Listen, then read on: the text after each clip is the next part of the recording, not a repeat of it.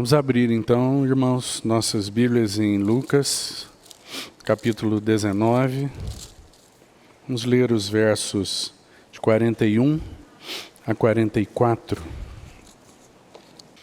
Quando ia chegando, vendo a cidade, chorou e dizia: Ah, se conheceras por ti mesma, ainda hoje, o que é devido à paz. Mas isto está agora oculto aos teus olhos. Pois sobre ti virão dias em que os teus inimigos te cercarão de trincheiras, e por todos os lados te apertarão o cerco, e te arrasarão, e aos teus filhos dentro de ti. Não deixarão em ti pedra sobre pedra, porque não reconheceste a oportunidade da tua visitação. Vamos ter uma palavra de oração. Amado Senhor, que alegria nós temos de nos reunirmos debaixo do teu nome, como povo teu, tua igreja, que o Senhor comprou com o seu próprio sangue. Obrigado por esta oportunidade que temos diante da tua palavra. Ajuda-nos, ó Senhor, ó bendito Espírito Santo, manifesta a presença bendita do nosso amado Jesus entre nós. Nos comunica os efeitos gloriosos dessa presença, capaz de tocar nossos corações, nossos ouvidos, nossas mentes, todo o nosso ser. Nós queremos receber a provisão bendita, o alimento que a tua palavra é. Achadas as tuas palavras, logo as comi. Tua palavra tem sido para nós sustento, ó bendito Senhor. Nós temos aprendido que precisamos dela mais do que do pão. Então, por isso, mais essa vez, fala conosco, fala livremente com os teus, fala direto a cada coração, fala no íntimo, fala no profundo, edifica para ti o nosso caráter. Ó Senhor, derriba aquilo que é contra ti, os levantes nos nossos corações. Peleja, ó bendito herói, desembainha a tua espada e desbarata os inimigos que ainda restam em nossos corações e nossas mentes, para que sejamos território inteiramente teu, apaziguado, conquistado. Esse é o desejo que temos e apresentamos aos teus pés, com confiança, em nome de Jesus. Amém. Nós dissemos aos irmãos na semana passada que então nos ocuparíamos nessa noite com esse breve relato que temos em Lucas, dessa parada que o Senhor Jesus faz nesse caminho, então, da descida do Monte das Oliveiras para então a sua entrada na cidade. Antes, enquanto o Senhor descia o Monte das Oliveiras, há um anexo, há um lugar onde a visão da cidade é bem completa, onde o templo é contemplado com bastante clareza. Então, segundo os estudiosos, o Senhor Jesus faz uma parada nessa descida, nesse caminho. Nós podemos dizer com toda segurança que o Cordeiro Santo de Deus, o bendito Cordeiro de Deus, estava fazendo esse caminho para o sacrifício. Ele estava descendo o Monte das Oliveiras, seguindo para Jerusalém. Ele entra em Jerusalém pela porta de misericórdia, porta dourada, aquela porta que se encontra fechada hoje em Jerusalém. E ele então segue descendo esse caminho, já acompanhado por uma multidão que o seguia, mas também encontra com uma multidão que saía, uma multidão de peregrinos. Lembre-se, esta é a última semana do Senhor, Esta semana, ela antecede então a Páscoa e peregrinos de todos os lugares vinham para Jerusalém. Então a cidade estava muito cheia. Uma multidão saindo então de Jerusalém ao encontro do Senhor e também uma multidão que o acompanhava, descendo então aquela encosta do Monte das Oliveiras. E o Senhor então para e contempla a cidade. Ele olha para a cidade.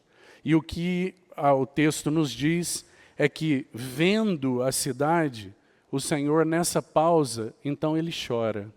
Irmãos, nós temos pouquíssimos registros nos evangelhos de o Senhor Jesus chorando. Nós temos apenas 3 registros, segundo os estudiosos. Um registro feito por João, aquele registro então do choro do Senhor quando se encontra com aquelas irmãs na perda de Lázaro. Nós temos esse registro e também nós temos, segundo os estudiosos, há uma certeza de que também no Getsêmani o Senhor bradou, clamou, chorou em angústia de alma. Agora, quando nós olhamos para essa cena, então a primeira coisa que o texto nos diz é que o Senhor olha para a cidade. E essa expressão aí não é um olhar qualquer, o Senhor não estava fazendo um passeio turístico, o Senhor não estava descendo e então ele parou para contemplar a vista. Não é isso, ele conhecia muito bem aquela região e também aquela cidade. Mas então o Senhor para e o texto vai nos dizer que ele olha para Jerusalém. E que então esse é um olhar de observação. Um dos sentidos dessa palavra usada aí pelo Espírito Santo, que trouxe para a nossa consideração, é que ele é um exame de um estado ou condição. É um dos sentidos da palavra vendo aí. Esse olhar do Senhor é um olhar de exame para um estado de coisas, para uma cidade num determinado estado ou condição. Esse é o olhar, é um olhar de observação. Mas mais do que isso, é um olhar de angústia e aflição, porque o texto vai seguir dizendo para nós que não somente ele viu a cidade, mas ele viu a cidade e chorou. A palavra usada aí, esse choro do Senhor, não é um choro de apenas algumas lágrimas que escorreram no seu rosto. Não é essa a palavra. A palavra usada aí é uma palavra para um lamento de tristeza e dor profundo. Possivelmente um brado, um grito de lamento e de choro. O que o Senhor manifesta é uma angústia de alma, uma tristeza e uma dor de alma. Uma profunda tristeza e compaixão por aquele povo para o qual ele veio, para aqueles que ele amava. É assim que o Senhor está. E nós não podemos nunca nos esquecer disso, meus irmãos, porque esse olhar do Senhor para Jerusalém, eu gostaria de me lembrar com você de um outro olhar. Quando o Senhor, então, nessa última semana, já no final, quando é preso, e ele começa, então, a passar por aquelas aflições da sua paixão, aqueles dias de tanta injustiça, de tanto sofrimento físico, de tanto sofrimento e pressão mental. Quando o Senhor está em toda aquela situação, há um registro de que, quando ele estava no pátio da casa do sumo sacerdote, depois de Pedro tê-lo negado pela 3ª vez, e isso já tinha sido anunciado pelo Senhor mesmo para Pedro, que não acreditou de maneira nenhuma que ele mesmo fosse capaz de fazer aquilo. Veja como Pedro se conhecia tão pouco, irmão. Assim como nós, muitas vezes, em muitos aspectos da nossa vida. Então o Senhor havia dito para ele que isso aconteceria. Mas Pedro tinha uma apreciação de si mesmo tão elevada, que ele diz: Senhor, todos podem te abandonar, mas eu jamais. E então, depois de ter negado o Senhor a 3ª vez, E olha que Pedro não foi colocado diante das autoridades. Ele estava diante dos serviçais. Ele estava em ambientes que nós podemos dizer que, de alguma forma, talvez não fosse tão necessária essa negação. Mas o registro bíblico é que ele não somente negou, mas ele amaldiçoou, inclusive, o Senhor. Foi uma negação muito séria o que aconteceu. E então, Pedro, depois dessa circunstância, é dito que o Senhor, de longe, no pátio do sumo sacerdote, olhou para ele. E o Senhor viu o quê, irmão? Eu gostaria de fazer esse pano de fundo para que nós sigamos a partir daqui. Porque quando o Senhor olha para Pedro, o que ele viu? Ele viu um homem absolutamente destruído em si mesmo. O que restava ali? Não restava de Pedro pedra sobre pedra. Pedro estava absolutamente destruído. Ele estava em completa desolação. Agora, de alguma maneira, ele sabia. Porque antes, quando o Senhor apenas tinha dito, ele não sabia. Ele se achava um templo tão bonito, tão admirável. Ele se achava talvez o mais admirável de todos os discípulos. Mas quando o Senhor olha para ele, depois de tê-lo negado, então o que o Senhor vê? O Senhor vê escombros. O Senhor vê uma vida absolutamente arrasada. E então o que o registro nos diz é que Pedro sai depois daquele olhar, aquele olhar que de alguma maneira preservou Pedro, irmão. Pense comigo, porque ele estava absolutamente desintegrado. Mas aquele olhar foi a única coisa capaz de manter Pedro seguro, de manter Pedro em salvação, protegido. Foi aquele olhar. E então Pedro sai e chora amargamente. É o que nós temos registrado. Depois disso ele não tem mais oportunidade de falar com o Senhor, ele está naquela condição, e então nós sabemos o que aconteceu. Mas também dessa colina o Senhor está contemplando Jerusalém. Qual era a condição da cidade, irmão? Externamente havia um templo suntuoso. Todas aquelas vestes sacerdotais, todos aqueles utensílios lindos, brilhantes. Mas o que o Senhor via? O Senhor via uma cidade que passaria por juízo. O Senhor via uma cidade que passaria por um cerco arrasador, terrível, e não ficaria pedra sobre pedra, literalmente. Então o Senhor contemplava aquela cidade.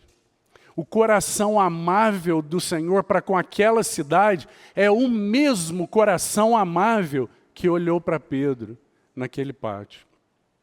E então o Senhor Jesus libera aquele lamento, aquela profecia, aquela expressão profética com tanta riqueza de detalhes, meus irmãos, do que viria a acontecer entre 30 e 35 anos após as palavras do Senhor.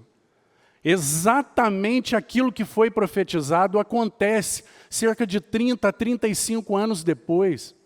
Isso vai acontecer literalmente. Jerusalém vai ser cercada pelos romanos e absolutamente destruída. E então o Senhor, com aquele olhar de aflição, de tristeza, aquele gemido angustiado, uma das expressões para choro e uma das traduções sugeridas é luto. É um olhar de luto para algo que estava em condenação, em morte, em destruição.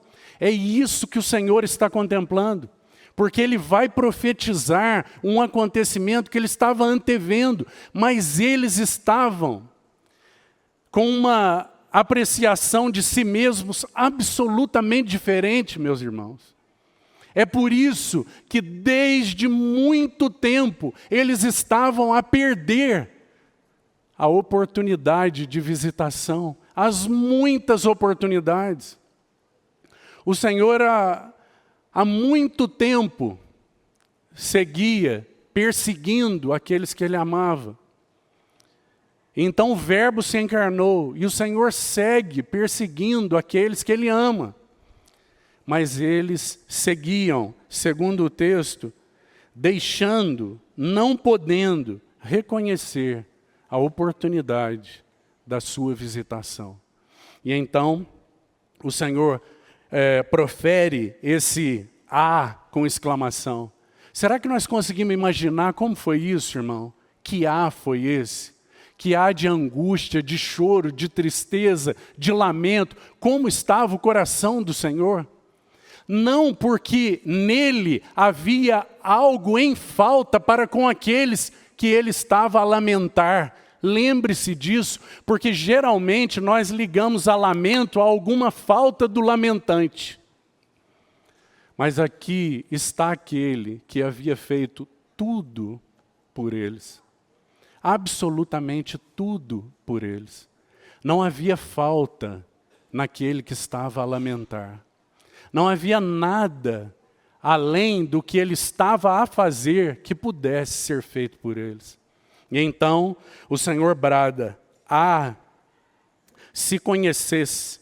E esse olhar do Senhor em relação a essa cidade é muito interessante, irmão, porque parafraseando, o que o texto vai dizer é: se conheceras por ti mesmo, ainda hoje, chama sua atenção para essa expressão, ainda hoje, o que é devido à paz.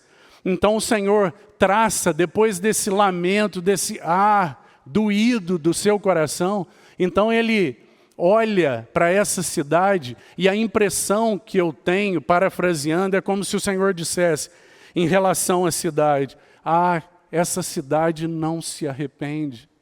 Essa cidade não tem sido transformada. Essa cidade tem rejeitado a presença do Príncipe da Paz. Ainda hoje, você tem a oportunidade de reconhecer o que pode te dar paz. Mas você não quer. E então o Senhor lamenta, seriamente, tristemente. Você não quer acolher a presença do Príncipe da Paz. O que o Senhor encontrava ali em Jerusalém? Apenas rejeição, apenas desconsideração, apenas maus tratos, apenas hipocrisia. É o que o Senhor via ali naqueles escombros, embora tudo ainda estivesse de pé. Dentro em pouco tempo, aquela geração não passaria sem ver o que o Senhor estava profetizando. Agora, irmão, pense comigo, eles estavam a rejeitar o amor e a graça do Senhor. Tantas oportunidades, e agora eu gostaria de ligar uma outra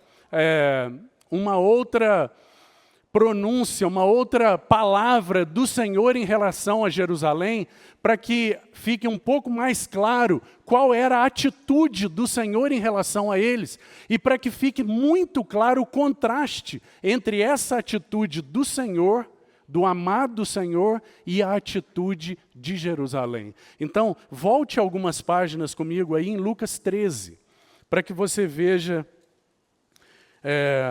no relato aí de Lucas 13, ainda palavras do Senhor e uma nota importante que registra essa atitude do Senhor.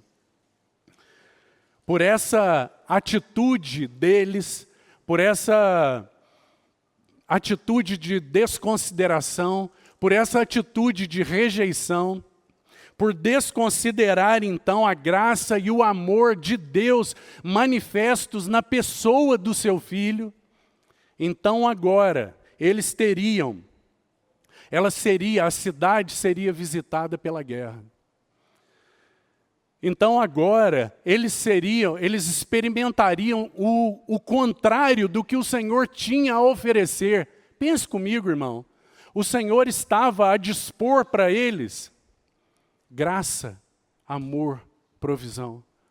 Mas agora eles experimentariam o contrário dessa paz que o Senhor então se refere.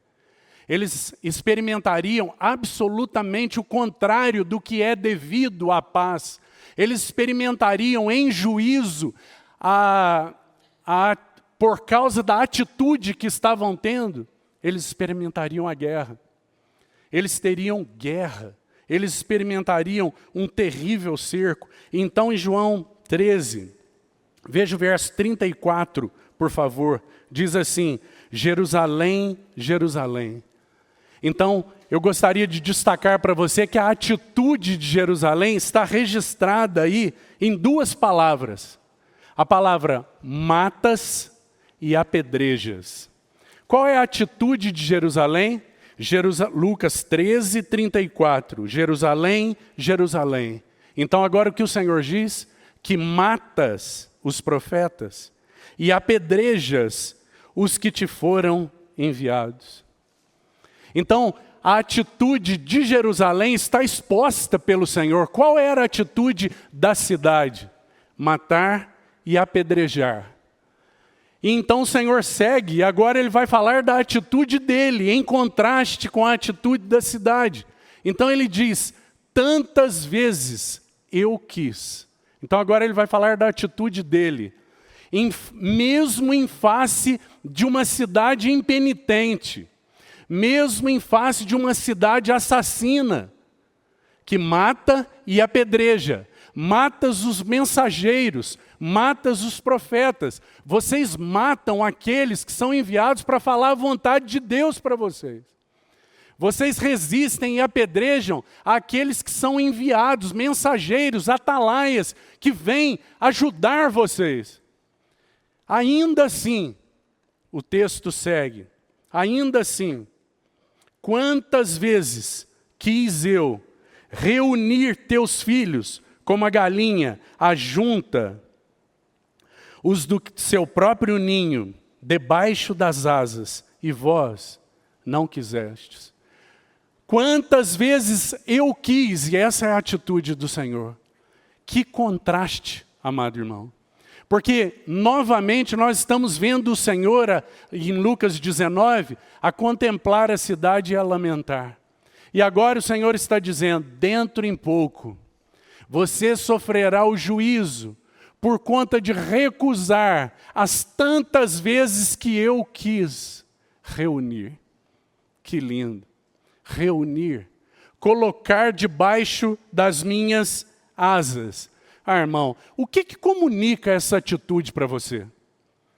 Tem muitas formas que nós podemos olhar para isso. O que acontece, o que a galinha representa para os seus pintinhos quando ela toma essa atitude? Ela então toma aquela atitude de ajuntar os pintinhos debaixo das suas asas. Aqui, que cena maravilhosa, não é, irmão? Nós somos aqui do interior. Então, certamente, a maioria de nós aqui já viu essa cena. E que cena mais linda, quando está, então, o tempo está escurecendo e está vindo uma chuva, e então você vê a galinha reunindo os pintinhos debaixo das suas asas. Que atitude de amor tão notável, que atitude de proteção. Quantas coisas nós vemos ali, que atitude de amor, de proteção, de acalento, de calor. Que atitude. Pense comigo, o Senhor poderia usar muitas outras coisas para falar das suas intenções com Jerusalém. Não poderia, irmão? Ele poderia usar muitos outros exemplos, mas por que ele usou um exemplo de um animalzinho que coloca os seus pintinhos bem próximos do seu peito? Que Senhor amoroso é esse que nós temos? E então a pergunta para mim e para você é o seguinte, querido irmão. Porque o Senhor segue sendo o mesmo. Ele não muda, não há variação nele. Então o Senhor segue sendo o mesmo. Ele tem o mesmo caráter. E ele segue tentando e buscando reunir os seus debaixo das suas asas. Agora, a pergunta que nós precisamos responder para ele é: qual tem sido o nosso procedimento individualmente, corporativamente, com relação àqueles que o Senhor tem enviado a nós? O Senhor tem muitas formas de nos falar, meus irmãos. Qual tem sido a nossa atitude com relação aos profetas que Deus levanta para falar aos nossos corações? Será que hoje nós não temos mais a possibilidade, ninguém pode ser morto impunemente, a não ser em alguns países em total desgoverno. Ninguém pode fazer isso aqui no nosso país. Mas nós estamos falando de algo no coração, e é isso que eu gostaria que você pensasse. Qual é a nossa atitude diante da voz profética de Deus? É nós nos levantarmos e matarmos aquela voz? Há no nosso coração essa reação? Há no nosso coração uma atitude de apedrejamento para com aqueles que nos são enviados? Nós ainda resistimos a esse acalentar do Senhor que nos quer colocar debaixo das suas asas? Será que você e eu, nós somos pintinhos fujões? Será que nós temos nos afastado dessas asas com uma atitude no coração que mata a vontade de Deus, a manifestação da vontade de Deus, que no nosso coração encerra, não dá ouvidos? Qual é a minha atitude? Qual é a sua atitude? Em face desse amor declarado em contraste, manifestado em contraste com a rejeição daquela cidade. Qual é a atitude do seu coração e do meu coração para com esse mesmo Senhor que não muda e que também passa os olhos sobre nós? Então você pode substituir aí a palavra Jerusalém, Jerusalém pelo seu nome. Quantas vezes eu quis, é o mesmo Senhor. Quantas vezes eu tenho desejado acolher você, manter você junto com os teus irmãos. Ah, mas você é tão distante. Você prefere o anonimato à comunhão no meu seio, no meu peito. Então que o Senhor fale aos nossos corações, porque é isso que Ele desejava fazer com aquela cidade. E é por isso que Ele está a chorar, que Ele está a lamentar. Porque esse é o seu amor se derramando em lamento. Sabe por quê, amado irmão? Porque não é possível que nós rejeitemos aquilo que é de Deus impunemente. Preste atenção, não é possível que nós, de alguma maneira, percamos obstinadamente as oportunidades de visitação impunemente, sem juízo, sem responsabilidade, sem consequências. Então que o Senhor nos ajude, nós somos dele, somos povo dele, mas nós não queremos viver em juízo, nós não queremos viver sendo golpeados por nossa própria desobediência. Não, nós queremos viver debaixo das suas asas, nós queremos viver próximos do seu coração, a compreender aquilo que está no seu coração. Esse é o nosso desejo, é para isso que nós fomos chamados, nada menos que isso. E então, depois dessa atitude então registrada, desse grande contraste, o texto vai nos dizer que o Senhor diz para eles, olha, porque vocês têm rejeitado a paz, porque vocês têm rejeitado aquele que pode conceder a vocês paz, porque tem havido um coração obstinado, porque vocês têm tido uma atitude de rebeldia. Então agora ficará oculto para vocês. Você se lembra quando o Senhor fala para os seus discípulos, por que Ele falava em parábolas? Ele diz que Ele falava em parábolas para que aqueles que estavam a rejeitar, eles vendo, não enxergassem, e também ouvindo, não escutassem. E é literalmente o que o Senhor está dizendo aqui. Agora, Jerusalém, para você está oculto. Agora está oculto aos teus olhos. Agora vocês estão impossibilitados de ver, veja, irmão, o juízo. O Senhor sempre teve prazer na nossa relação com Ele. Veja se não é essa a sua história, porque certamente essa é a minha.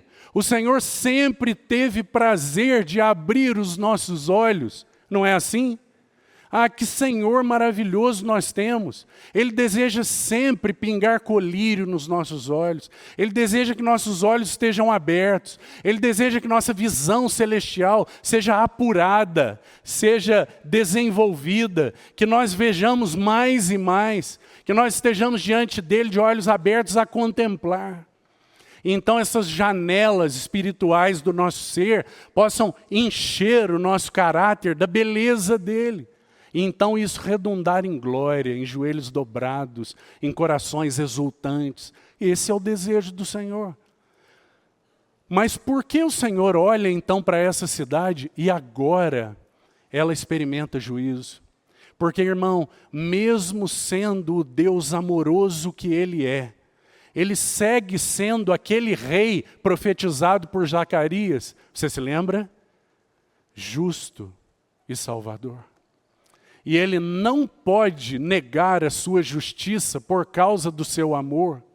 Então Ele está a amar e lamentar pela cidade, mas Ele tem que proferir, sendo justo e amável, Ele tem que proferir a consequência de um coração que rejeita, de um coração que não reconhece a oportunidade de visitação. Guarde essa frase, irmão.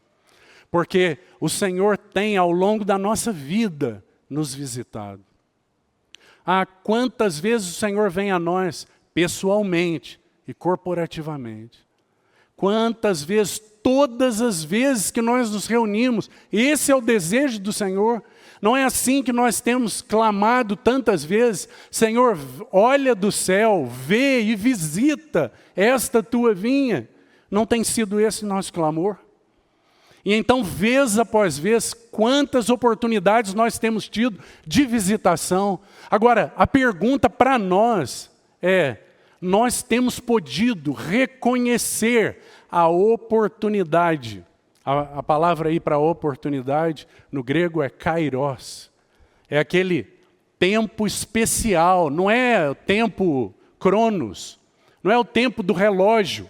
É o tempo de Deus, é o tempo de oportunidade da parte de Deus. É aquele tempo especial, é o tempo do falar de Deus, pessoalmente, corporativamente. É a que horas nós estamos desse falar espiritual. Não do tempo cronológico, mas do falar, da visitação, da presença, da manifestação, da presença do Senhor. E então, que o Senhor fale aos nossos corações, se nós temos podido reconhecer. Ah, irmão, que no seu coração não haja nenhum tipo de reticência ou mesmo de incompreensão ligando essa oportunidade de visitação a algo muito sobrenatural, a algo muito miraculoso. Não é isso que nós estamos a dizer. Nós estamos a dizer que significa tudo para nós um tempo onde o Senhor mesmo venha nos falar, onde o Senhor mesmo manifesta e fala aos nossos corações e nos dá, mesmo que sejam minutos da sua presença. Então tanta coisa é falada, tanta coisa é ministrada, tanta coisa é trazida ao coração, aquelas coisas que nós não podemos lidar durante a nossa vida toda. Ah, nós passamos a lutar nossa vida toda com algo. Então, um minuto daquela visitação do Senhor, daquela oportunidade de visitação do Senhor, tudo é tratado. Como é possível, irmão? É possível porque Ele tem as chaves dos calabouços onde nós estamos presos.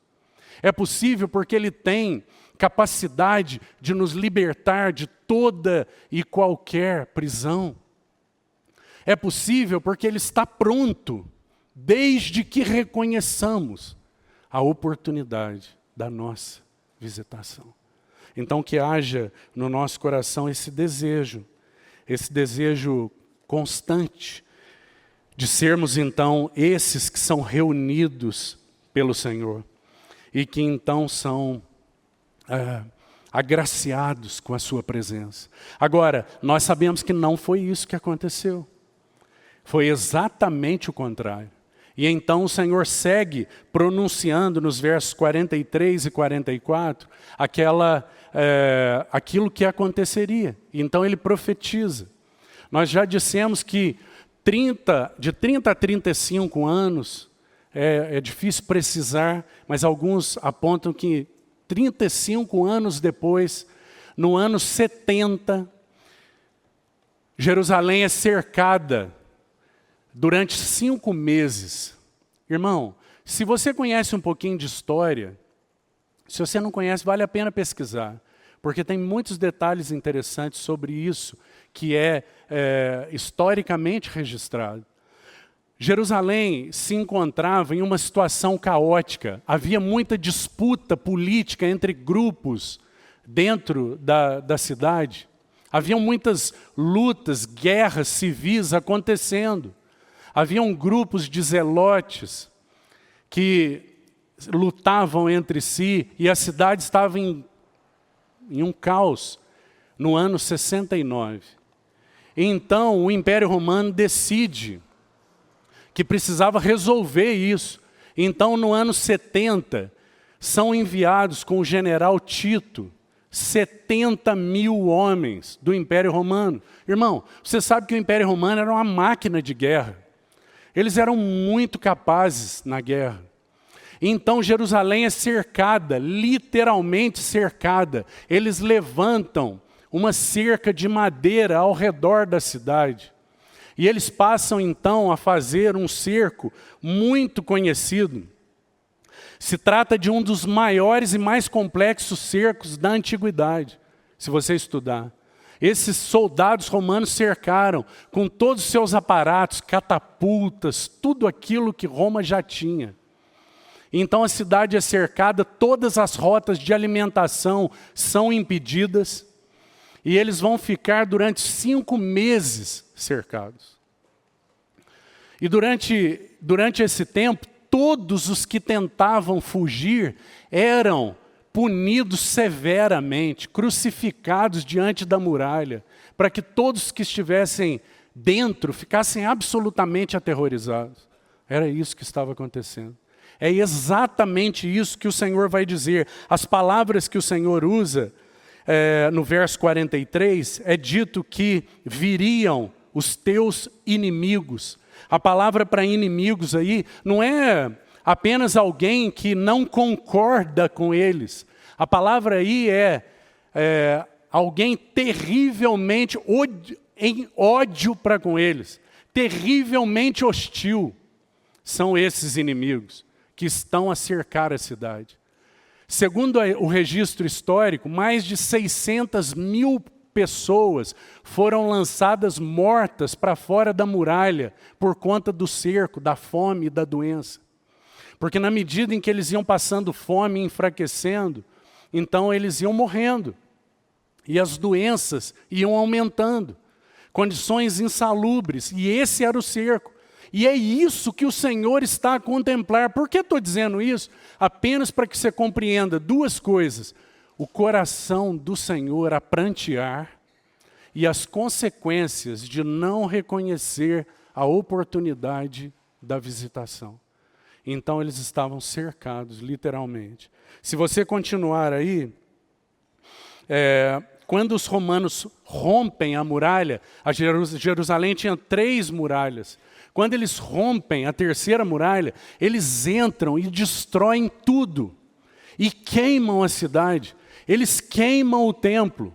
Para retirar, então, todo o ouro que havia no templo, eles fizeram, inclusive, a remoção de todas as pedras. É por isso que a expressão do Senhor é: não ficará sobre ti pedra sobre pedra. Eles, então, queimaram tudo para retirar tudo que podiam.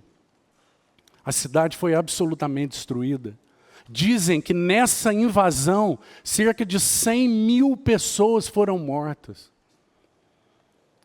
Eles estavam absolutamente arrasados. É essa a situação que o Senhor está a profetizar. Então, como estava o seu coração? Ele ama Jerusalém, meus irmãos. Jerusalém, que é apenas uma figura da igreja amada do seu coração. Mas o Senhor está a contemplar aquela cidade literal, que tinha então a oportunidade de responder. Mas ela seria absolutamente arrasada. A palavra arrasarão aí, que aparece no verso 44, e te arrasarão, é uma palavra muito específica. Sabe o que significa? Demolição total. É a palavra usada. Não ficarão, não são escombros, é demolição. É como passar uma máquina e deixar o terreno limpo. É a palavra para arrasarão aí. Serão absolutamente arrasados. A palavra apertados, vocês viverão dias em que os teus inimigos te cercarão de trincheiras e te apertarão o cerco. A palavra aí é uma prensa. Eu não sei se você já viu uma prensa, irmão, mas a prensa ela vai sendo ajustada milimetricamente. Então a peça vai sendo cada vez mais apertada, apertada e apertada. É essa a situação da cidade. E é a isso que o Senhor Jesus está a lamentar. Tudo isso nós estamos dizendo só para reforçar que existem sérias consequências quando nós não reconhecemos. Assim como houve para Jerusalém, também há para nós. Porque se nós somos a igreja de Deus, a amada do Senhor, e o Senhor tem vindo a nós tantas vezes, então existem consequências sim, se nós não reconhecermos a oportunidade da nossa visitação.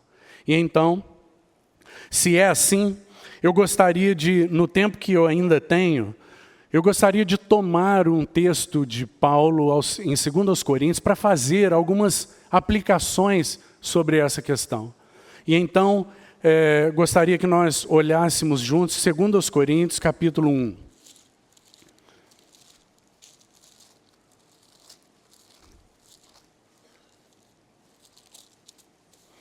Em 2 Coríntios, capítulo 1,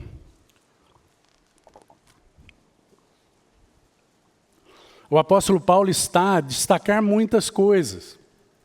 Ele vai descrever aí uma experiência pessoal, vivida por ele e por alguns companheiros.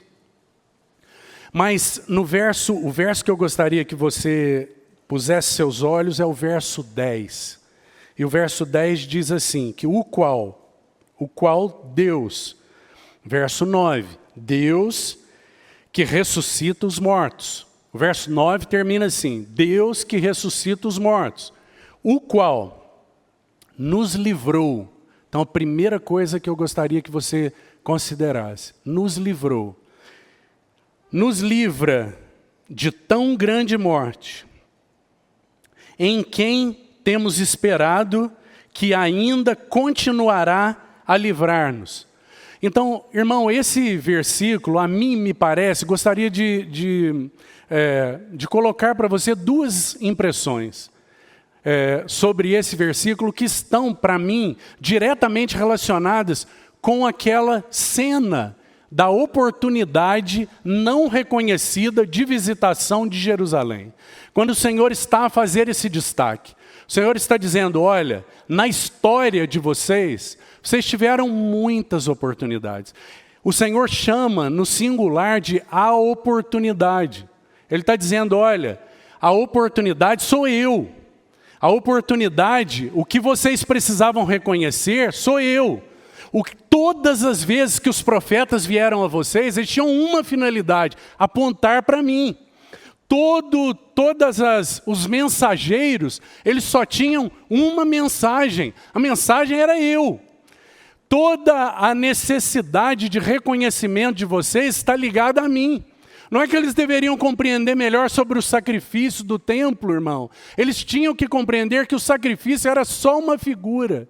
E que agora, o Senhor, para o qual aquele sacrifício apenas apontava, era uma pálida sombra. Agora o Senhor estava ali. Então seus olhos precisavam ser abertos. Então por isso o Senhor chama assim de oportunidade da sua visitação. Porque a oportunidade fala dele, de quem ele é. Ele é a oportunidade, ele é o presente de Deus, ele é aquele tempo oportuno de Deus para a salvação daquela cidade, para a paz daquela cidade, para tudo que era necessário, compreende? Então, o apóstolo Paulo toma esse verso de 2 Coríntios e ele vai nos falar de pelo menos duas coisas, duas impressões que me saltam aos olhos aí. Primeiro, é a impressão, então você tem toda a liberdade de não concordar com isso, irmão, mas o apóstolo Paulo está falando aí de todos os tempos da nossa vida. Ele está olhando para o passado e está dizendo, ele nos livrou. Ele está olhando para o presente e está dizendo, ele nos livra. E ele está olhando para o futuro e diz, ele continuará a nos livrar. Ele nos livrará. Então ele está olhando para toda a nossa história, para trás, para o presente, para o futuro. Ele está olhando para cada porção da nossa vida e está dizendo assim, ele atua sobre a nossa vida toda. Ele nos tem dado oportunidades na nossa vida toda. Ele tem tempos oportunos de visitação durante toda a nossa vida. E a palavra que ele usa aí é livramento. Ele nos livra. Ele nos livrou, ele nos livra e ele nos livrará. É o que ele diz. Então as duas impressões que tem a primeira é que nós estamos sempre em perigo. Eu não sei como você olha para esses versos, porque ele está olhando para a nossa vida toda e está dizendo, olha, nós somos carentes de livramento, de um salvador, de um protetor. Nós estamos sempre em perigo. Nesta vida, até que ele venha, a nossa situação é uma situação de perigo, a não ser que nós estejamos debaixo das suas asas. Do contrário, nós estaremos em perigo. Mas lembre-se, essa primeira sentença, essa primeira impressão que acabei de te dizer, ela só é necessária para então manifestar e gerar glória para uma segunda impressão, mais importante do que a primeira. Porque não importa se nós estamos em perigo. O que importa, e a segunda impressão que tenho, é que o texto também nos diz que Ele, o Senhor, Ele está continuamente usando de graça para conosco. Ele está continuamente manifestando, visitando e livrando aqueles que são seus. Não importa, irmãos, se nós temos estado em perigo por causa do que nós somos, e por causa do pecado, e por conta de estarmos em um mundo contrário a Deus. O que importa é que Ele está com seus olhos sobre nós. É que Ele está a perseguir os seus amados. E que Ele está livrando sempre, todo o tempo. Livrou, livra e livrará.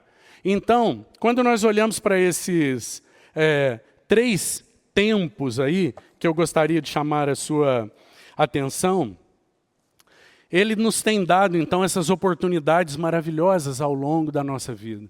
Então, vamos pensar um pouquinho a respeito disso, no restinho de tempo que nós temos, de forma bem rápida, porque são apenas aplicações. Então, veja, quando nós olhamos para o passado, quando nós olhamos para o livrou, quando nós olhamos para as muitas oportunidades e para as muitas visitações que nós já recebemos, irmão. Então, eu gostaria de fazer 2 perguntas para você. E a primeira é o seguinte: quanto tempo que nós já temos de história, de relacionamento com o Senhor? Cada um de nós sabe. Qual é o tempo da nossa história com o Senhor? Quanto tempo nós já temos? É muito salutar nós pensarmos nisso. E eu vou usar um texto do Velho Testamento para então te mostrar o quanto nós necessitamos, um do Novo Testamento e também um do Velho, para nós sermos ajudados com relação a esse exercício salutar, de nós olharmos para trás à luz nessa luz bendita do Senhor, e então podermos reconhecer com gratidão as muitas oportunidades que nós tivemos. Agora lembre-se, irmão, segunda pergunta que eu gostaria de te fazer. Quantas oportunidades você já teve? Quantas oportunidades de visitação você já teve, conforme essas que são manifestadas lá? Para que isso fique mais claro, eu gostaria que você abrisse comigo em Ageu. Para que você veja como Ageu vai falar a respeito desse exercício.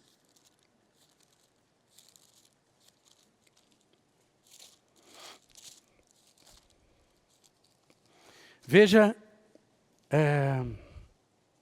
Ageu, capítulo 1,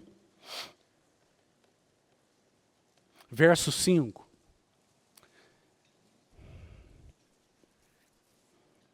Você sabe que Ageu estava a profetizar por conta de o povo estar absolutamente distraído. E então, veja a orientação que Ageu dá na sua profecia, no verso 5, ele diz assim: ora, pois assim diz o Senhor dos Exércitos, considerai o vosso passado. Considerai o vosso passado. Então, é o que nós rapidamente estamos fazendo aqui, considerando as oportunidades que nós tivemos, considerando o tempo que nós temos, o tempo decorrido da nossa vida com o Senhor. Quantas oportunidades o Senhor nos deu. E então, considerai o vosso passado, seguindo o texto, tendes semeado muito e recolhido pouco, comeis, mas não chega para fartar-vos, bebeis, mas não dá para saciar, vestivos, mas ninguém se aquece, e o que recebe salário, coloca-o em um saquetel furado. Assim diz o Senhor dos Exércitos, considerai o vosso passado. E aí ele vai começar a orientar o povo. Vocês estão preocupados com algo que é indevido. Vocês estão olhando para o próprio umbigo de vocês, preocupados com as suas próprias casas. E então o Senhor vai dizer para eles, subi aos montes. Então vocês tragam madeira para edificar uma casa para mim.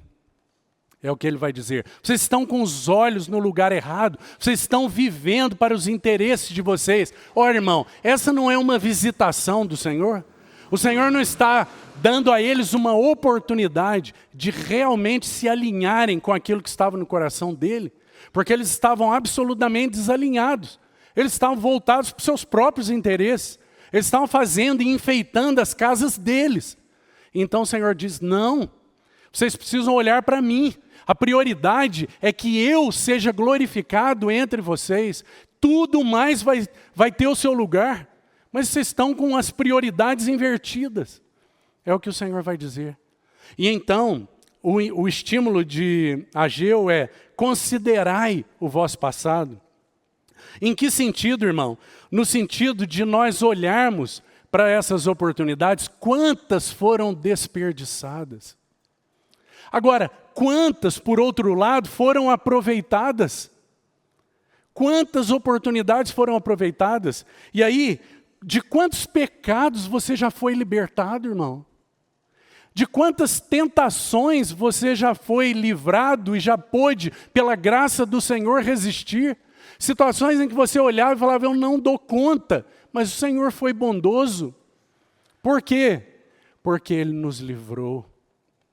Porque Ele se dispõe a nos encontrar na nossa vida toda. E eu estou apenas fazendo um rápido exercício com você para que você olhe para trás e você seja grato ao Senhor. Quanta transformação, quanta mudança de caráter, quantas oportunidades foram aproveitadas, quantas são motivo de louvor nos seus lábios.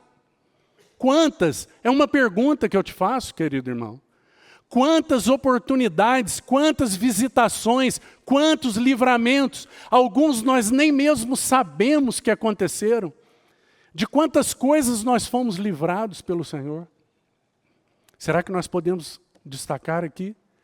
Quantas oportunidades são motivo de louvor nos teus lábios? Por que eu estou dizendo isso? Porque quanto ao passado, nós precisamos de duas coisas. Quanto ao passado, nós precisamos de gratidão ao Senhor. Não é para olhar para o passado, fazer um olhar introspectivo, nada disso. É apenas para nós termos memória do que o Senhor já fez, porque quem ama tem memória. Onde há amor, há memória. E nós reconhecemos que da parte do Senhor, por sua visitação, Ele nos tem mudado o caráter. Ele nos tem livrado de tantos pecados. Ele nos libertou de tantas prisões. Ele nos tem livrado de tantas tentações. Ou não tem, irmão? Graças ao Senhor por isso. Porque Ele é bom, Ele é fiel. Ele nos livrou. Quanto ao passado, Ele nos livrou. Lembra do Salmo 73, versículo 2? Olha aí, por favor. Veja o que o salmista vai dizer, porque eu quero deixar com você um salmo para cada parte da nossa vida. Então, Salmo 73, verso 2. Diz assim: quanto a mim, porém, quase me resvalaram os pés. Pouco faltou para que se desviassem os meus passos. Mas como o salmo começa, com efeito, Deus é bom para com Israel. Que maravilhoso, irmão. Esse é o brado do seu coração com relação ao que passou. Nós podemos olhar para muitas oportunidades de visitação e dizermos: ó Senhor, glórias ao teu nome. Porque quase me resvalaram os pés. Mas o Senhor é bom, o Senhor é fiel, o Senhor é misericordioso. Nós podemos reconhecer isso, irmão. Essa é a nossa história. Nós temos memórias de amor registradas no nosso coração, como os muitos servos do Senhor têm e registraram na sua palavra. Você tem isso registrado no seu coração? Está escrito de forma indelével no seu coração as memórias de amor desse bondoso e gracioso Senhor na sua história e na nossa história corporativa, irmão. Queria fazer só um destaque. Nós poderíamos ter caído corporativamente em muitos erros doutrinários, não poderíamos? Mas o Senhor generosamente, a sua misericórdia restritiva nos protegeu como as asas daquela galinha protegem os seus pintinhos. Não é essa a nossa história? Quando nós olhamos para trás, nós não poderíamos ter caído, mas Ele bondosamente nos visitou. Ele bondosamente nos deu oportunidades e nos livrou de tantos erros, graças ao Senhor. Porque Ele é bom. E nós podemos então louvar o Senhor com os nossos lábios. E o meu desejo aqui era apenas fazer com que você brevemente olhasse para a sua história com o Senhor e lembrasse de alguns registros. Agora, se você reconhece oportunidades de visitação que foram desperdiçadas, que o Senhor não permita que você e eu, nós sejamos desperdiçadores de oportunidades. Que não haja um desperdício nas nossas vidas, mas que nós sejamos realmente fiéis com aquilo para o qual o Senhor tem nos chamado e também com tudo que o Senhor tem nos falado e tem requerido de nós. Agora, vamos seguir então. O segundo aspecto, a segunda porção da nossa vida é o presente, porque Paulo diz lá, Ele nos livrou, mas Ele diz também, Ele nos livra. Ele nos livra. Então, quanto a esse tempo presente, de grande valor, esse tempo que nós não podemos desperdiçar, porque passou, já ficou para trás. Então, quanto a esse tempo, qual deve ser a nossa atitude, irmão? Tem um registro a respeito do diário de John Wesley. Eu gostaria de mencionar isso para você. Os biógrafos, estudiosos, eles contam a respeito da vida de John Wesley, que ele tinha um diário. E ele não registrava no seu diário apenas os dias passados. Mas ele registrava, o registro dele era de atividades diárias a cada 20 minutos. Por que estou dizendo isso, irmão? Apenas para que você compreenda você compreenda o valor do tempo para os servos do Senhor. Para os grandes homens de Deus, o tempo presente Sempre foi algo muito importante, porque eles procuravam usar o seu tempo para agradar o Senhor. Agora nós somos desperdiçadores de tempo. Nós somos de uma geração hedonista, que perde tempo com diversões fúteis, que perde tempo com o que não tem valor. Então o que esse homem fazia? Ele registrava as suas atividades diárias a cada pequena porção de tempo. Então o que ele registrava? Ele registrava cada marca que ele recebia da vontade de Deus, por exemplo. Vamos pensar aqui. Ele registrava cada oportunidade de pregação. Ele registrava, não só isso, cada percepção e cada resposta à presença de Deus. Mas também ele registrava cada necessidade, cada batalha com seu próprio ego. Ele registrava cada necessidade de arrependimento. Então você vê o que é uma vida contada diante do Senhor, como se deve viver o presente. Esse tempo de oportunidade. Se nós estivermos atentos, nós teremos muitas oportunidades de visitação, porque o nosso Deus está a caminhar conosco. Ele está a nos dar oportunidades e oportunidades. Ele tem um tempo oportuno para que os seus olhos vejam um pouco mais a respeito dele, porque ele é a oportunidade de Deus. Então o que ele deseja é que nós o vejamos cada vez mais claramente. E o que John Wesley fazia? Ele usava o tempo para o agrado do Senhor. Então, que o Senhor nos ajude com relação ao tempo presente, porque esse é então o desafio para nós. Gostaria de mencionar para você uma frase de um outro servo de Deus, John Bunyan. E ele diz assim: um cristão raramente fica muito à vontade. Quando um problema vai, logo outro vem. Veja como ele descreve a nossa vida no tempo presente.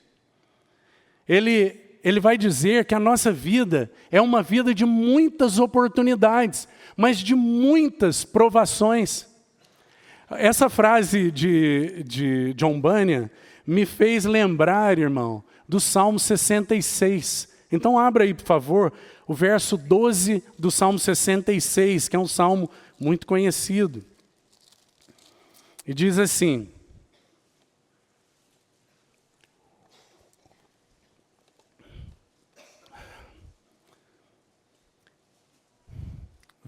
vamos ler o verso 11. Tu nos deixaste cair na armadilha, oprimiste as nossas costas. Verso 12 agora. Fizeste que os homens cavalgassem sobre as nossas cabeças.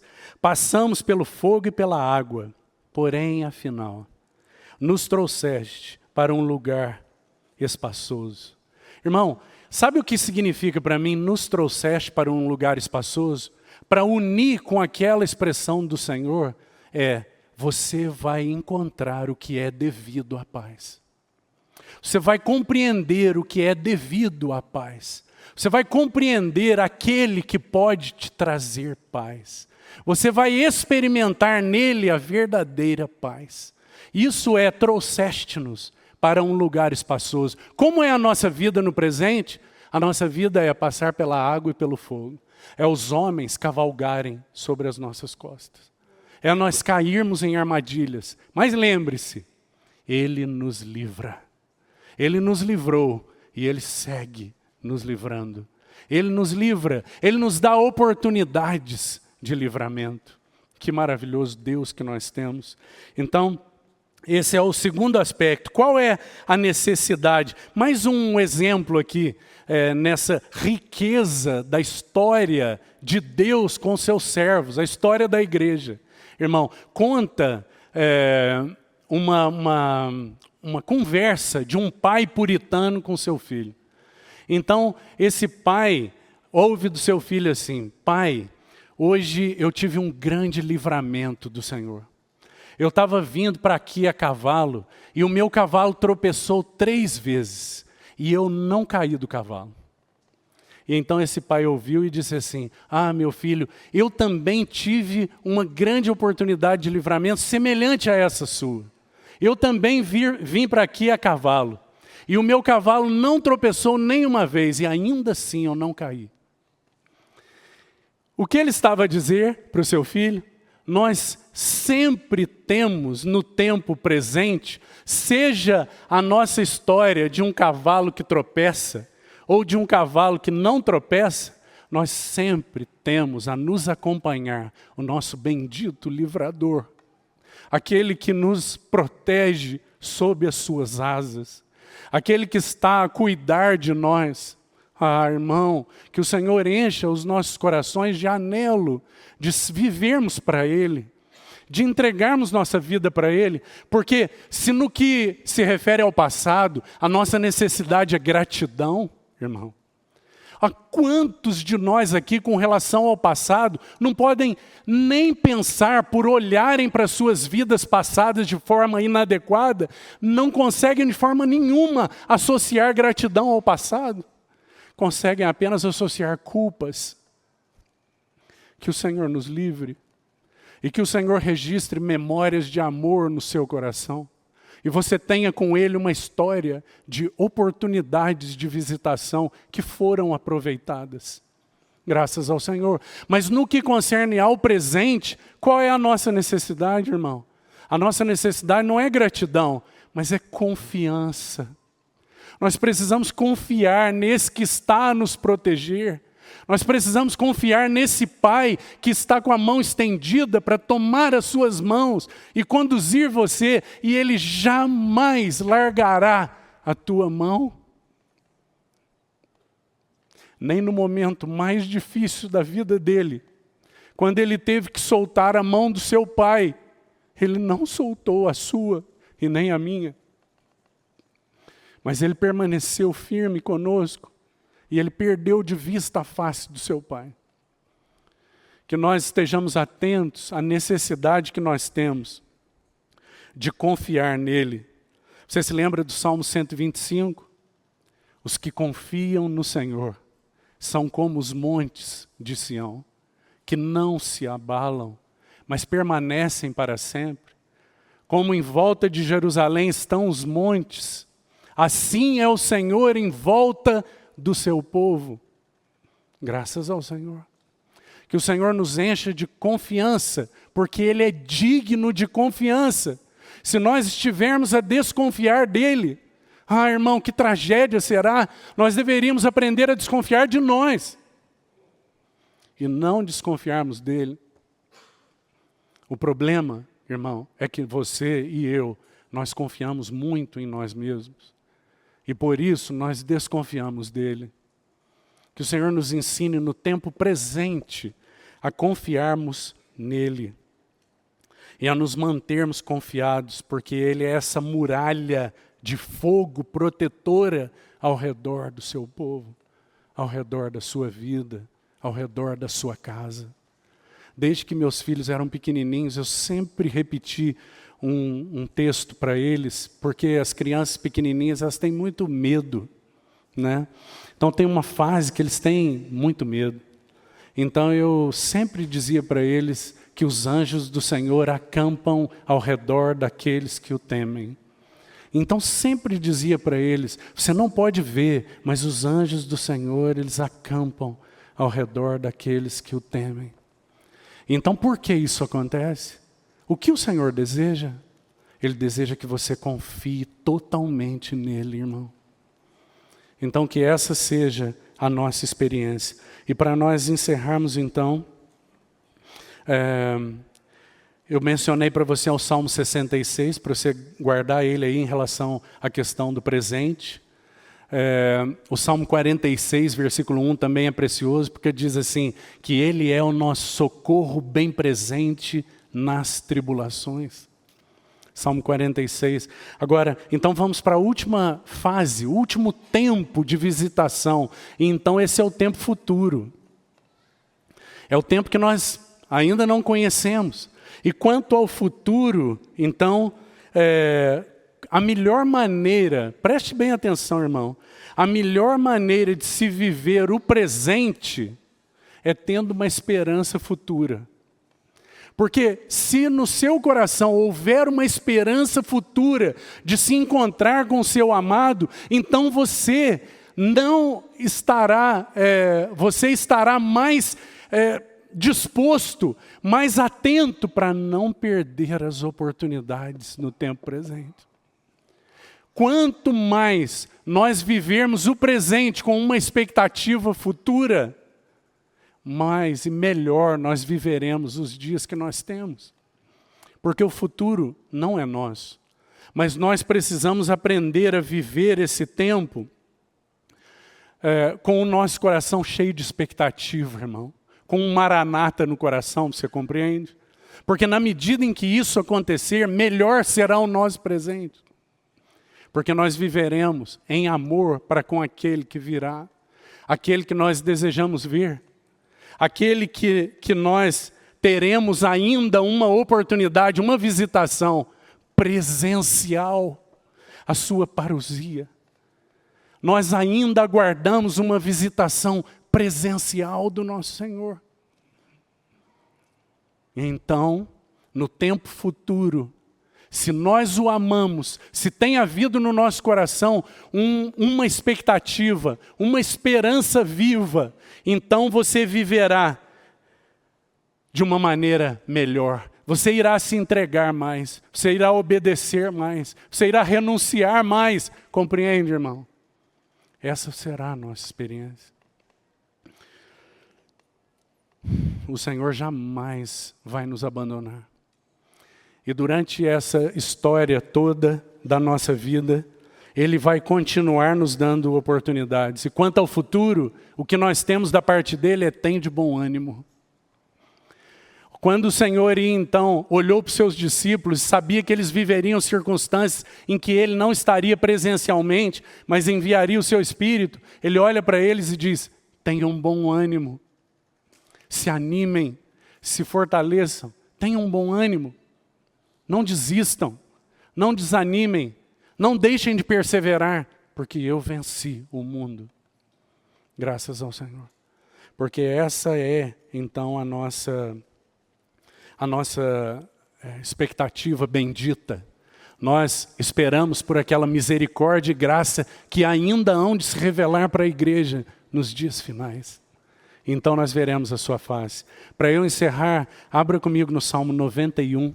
Eu queria deixar contigo um salmo para essa parte da nossa vida, o futuro. Salmo 91, vamos ler o verso 3, por favor. O verso 1 diz assim, aquele que habita no esconderijo do Altíssimo, e essa frase faz uma alusão tão linda àquela galinha que reúne os seus pintinhos debaixo das suas asas. Aquele que habita no esconderijo do Altíssimo e descansa à sombra do Onipotente. Que maravilhoso, irmão. Diz ao Senhor, meu refúgio e meu baluarte, Deus meu em quem confio. Veja que lindo. Então verso 3 diz assim, pois Ele te livrará. Veja, irmão, no que concerne a tudo que sobrevirá, você não precisa ter medo. Não precisa ter medo do que ainda virá, porque a graça e a misericórdia para as situações que ainda virão, elas também nos serão dadas, porque Ele segue conosco e Ele nos livrará do laço do passarinheiro e da peste perniciosa. Que maravilhoso! Cobrir-te-á com as suas penas, sob as suas asas estará seguro, a sua verdade é pavês e escudo. Que maravilhoso. Salmo 91, então. A sua verdade nos protegerá. É o sentido aí. A verdade, a sua palavra, ela nos tem sido dada e nós temos tido a oportunidade de recebê-la e ela nos protegerá. Porque quanto ao futuro, Ele te livrará. Que maravilhoso. Lembre-se do que Paulo, em 2 a Timóteo, ele diz para Timóteo, já no final da sua vida, ele diz assim, porque eu sei em quem tenho crido, e estou bem certo que é poderoso para guardar o meu tesouro até o dia final.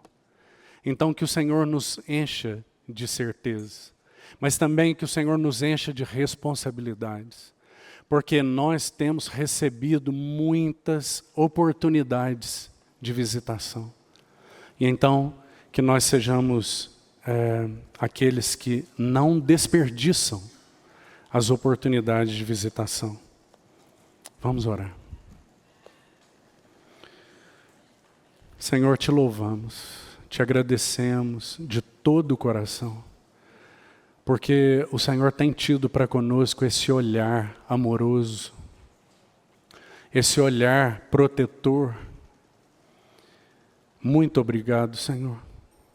Nós suplicamos que o Senhor siga nos concedendo essas muitas oportunidades. Mas tem misericórdia de nós para que sejamos aqueles que aproveitam as oportunidades benditas que o Senhor tem nos dado. Toma a tua palavra que nos foi falada, Senhor, e aplica mais profundamente aos nossos corações. Nós te pedimos, em nome de Jesus. Amém.